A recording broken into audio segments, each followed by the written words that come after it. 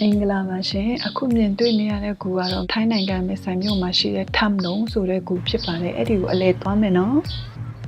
ဒီနေရာမှာအခုဆိုရင်ကားတွေလည်းအရန်စီကားတွေလာတဲ့အဲ့တွေလည်းအရန်များတဲ့အတွက်ကားကိုဟိုထိမှထားခဲ့ပြီးခြေလင်းလျှောက်လာရမှာဖြစ်ပါတယ်အနေငယ်ဝေးတာပေါ့နော်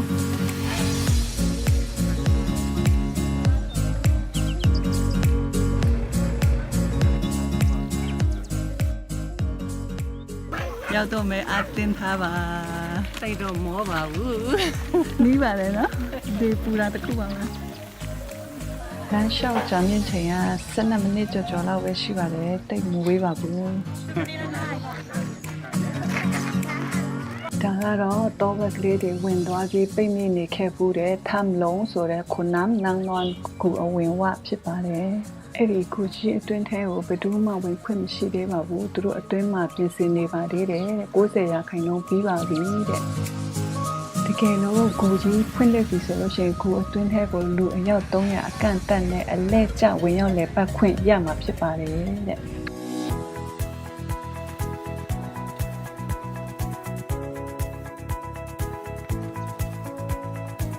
ဒီနေရာလေးကတော့ထမ်လုံဆိုတဲ့ကူနဲ့ပတ်သက်တဲ့အကြောင်းတွေနဲ့အရင်ဖြစ်ခဲ့တဲ့အကြောင်းတွေကိုရှင်းလင်းပြသတဲ့နေရာလေးဖြစ်ပါတယ်เป็นถ้ำที่ยาวที่สุดในประเทศไทย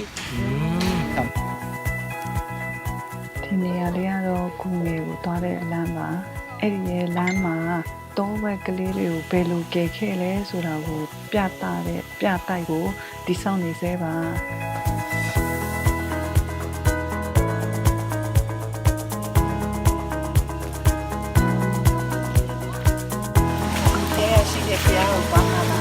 အဲ့ဒီကူအတွင်းထဲကိုတွားပြီးဝင်ရောက်လေပတ်ချင်တယ်ဆိုရင်အောက်ထုတ်ဓာတ်မီလက်အိတ်တွေကိုလည်းစီစဉ်ပေးထားပါတယ်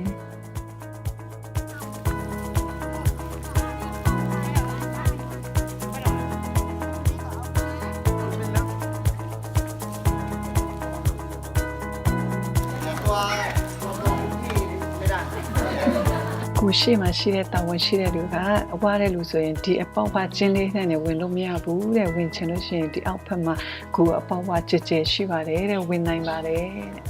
အခုအပေါ်ကနေမြင်ရတဲ့ကိုအတွင်းထဲမှာတကယ်ကိုလှပါတယ်နောက်ထပ်အထဲထဲထိလည်းဝင်လို့ရတယ်ဒါပေမဲ့သူကမောင်းတယ်လမ်းကချော်တယ်ထဲထဲမှာနည်းနည်းကိုအကျယ်ရှိတယ်သူရဲ့ကြောက်ဆက်တိုင်လေးဆိုအရန်လှပါတယ်ဝေသွားကြည့်ကြည့်ပါမမဝင်ဖူးပြီးပြီမလို့တော့တော့ပါဘူး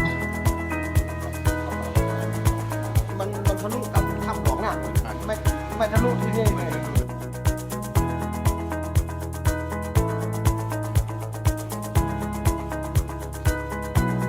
ตามีเนียวเนาะ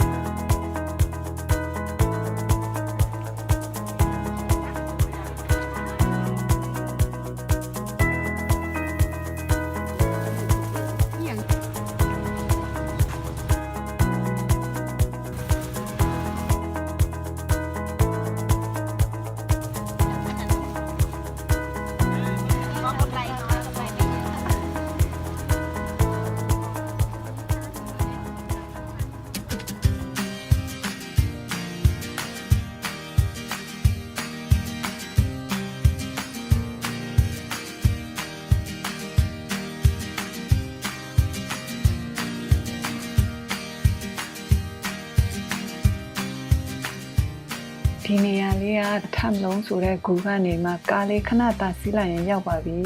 ရှုခင်းလေးတွေအရန်လာပါတယ်တပ်ပုံရိုက်လို့လည်းအရန်ကောင်းပါတယ်နောက်ထပ်တနေရာရှိသေးတယ်ရေပြကန်ဆိုတဲ့အရန်လာတဲ့နေရာလေးတနေရာရှိတယ်အဲ့ဒီနေရာကိုသွားဖို့ဒီကနေ့အတွက်တော့မမို့လို့မအားတော့လို့ပါနောက်ရက်မှာထပ်သွားပါဦးမယ်အဲ့ဒီခါကျရင်လည်းအဝေးရောက်မိတ်ဆွေတငယ်ချင်းများသိစေဖို့အတွက်မမို့အခုလိုမှတ်တမ်းလေးတွေထပ်ရိုက်လာပေးပါမယ်လို့ဒီနေ့အတွက်တော့အားလုံးကိုကျေးဇူးတင်ပါတယ်ပျော်ရွှင်ပါစေရှင်အချိန်မရတော့လို့ခောက်ဆွဲခက်လေးကိုဝယ်စားလိုက်တာစားလို့အရင်ကောင်းမကောင်းနေလေခင်းစားချိန်က2နာရီတောင်ကျော်နေပါပြီဒါပေမဲ့လဲရတယ်ဆိုတော့လည်းပျော်တာပေါ့နော်အားလုံးပျော်ရွှင်ပါစေရှင်